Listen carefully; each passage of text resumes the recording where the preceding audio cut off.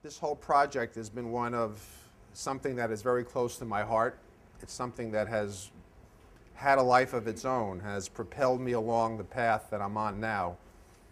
And I feel obligated or privileged to be able to share some of my thoughts with you, and I hope that they resonate on some level. Just to give you a little background about... Hi, come on in, Carol. Have a seat. Just to give you a little background, some of you do know me from way back, including my friend here, Larry, before I was even a physician, no less metaphysician. But I have had a traditional medical background. I am a board-certified internist and gastroenterologist and have been practicing for, I hate to say it, close to 30 years now.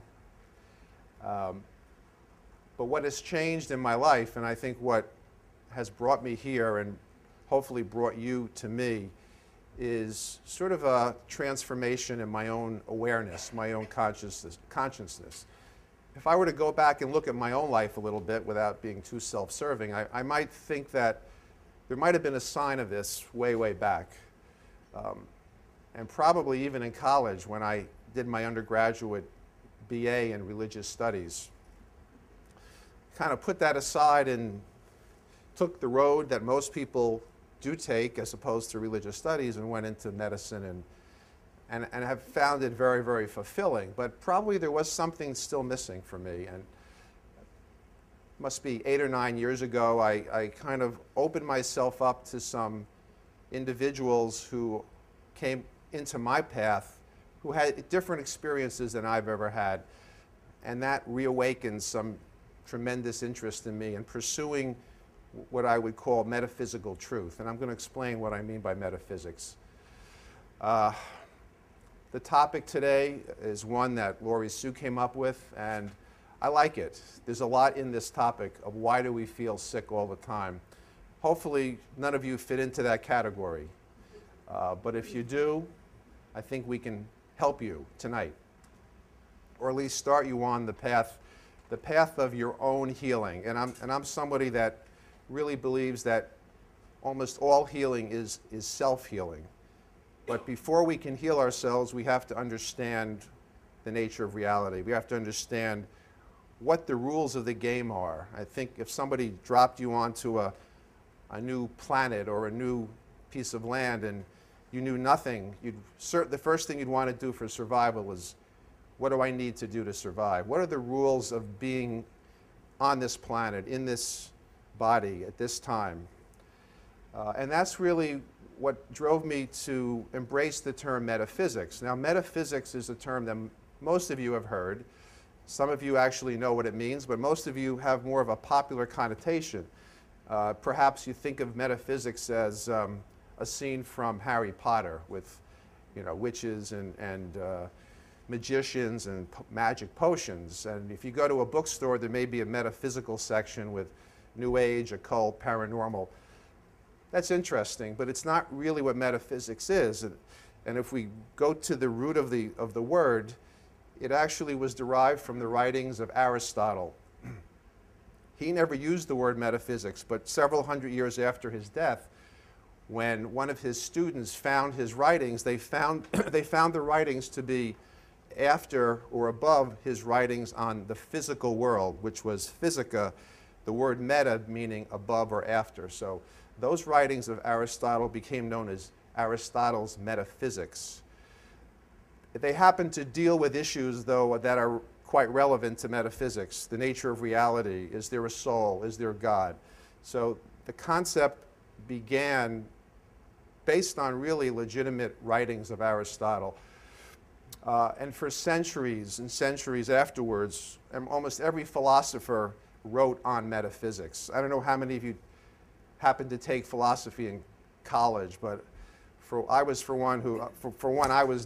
actually underwhelmed by my classes, and I found myself trying to memorize what did Locke say and Berkeley and Hume, and it was just uninspiring, to say the least. I got very little out of it. But now at this stage in my life, when I understood that what these men were doing was trying to establish what's real. And I think all of us, at some level, try to do that. We may not be formally trained in philosophy, but it doesn't matter. I, for one, would like to bring the concept of philosophy and metaphysics to the level that we can all understand, which is a basic human drive. Why are we here? Is there a purpose to life? Is there a God? Is there a soul? And even those people who deny all of that, that's still their metaphysics. That's their position. An atheist, it's said that an atheist is more obsessed with God than anybody, just denying the existence. So I think we are all on a metaphysical journey. I think that one of my interests is to encourage people to do this on a personal level. Now, we need to help each other. That's one of the other messages of what I've come around with. We can learn from each other. We should dialogue with each other. We are all on this path together. We may not realize it, especially in a city like New York, which at times can make people feel sick. There's a lot of pressures on people. And there's a paradox about being a human being. We know we need other people, and yet we have fear. We're fear of losing our credibility, reputation, losing ourselves, being put in a diminished position. So we're always trying to protect ourselves. And we build these shells around ourselves which actually impair our own healing. Now, when I said metaphysician here, and then the title of my book, Metaphysician, really applies to me personally as a physician. In this sense, meta, also the Greek prefix, means to change or transform. So I look at myself now as a metaphysician. I was trained to diagnose and to treat.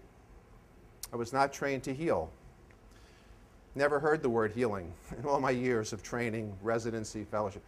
In fact, if you would have said to me as a resident, are you a healer? I mean, that concept would have been immediately faith healing, laying hands, and it would have been so unscientific that we would have just, yeah, right, you know, go somewhere else with that.